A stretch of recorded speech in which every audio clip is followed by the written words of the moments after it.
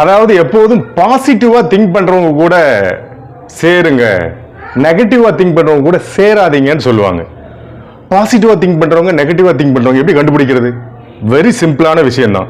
ஒருத்தர் வந்து உடம்பு அப்படி பக்காவா ஏத்தி ஃபிட்டா வச்சிருக்காரு, அவர்கிட்ட போய் சார் நீங்க ஃபிட்டா இருக்கீங்க அப்படின்னு சொன்ன உடனே தேங்க்யூ சார், ரொம்ப ரொம்ப நன்றி சார், உண்மையிலே ஹார்ட் ஒர்க் பண்ண அதுக்கு ஒரு அங்கீகாரம் கிடைச்சிருக்குன்னு சந்தோஷப்படுவாங்க ஒரு சிலர்.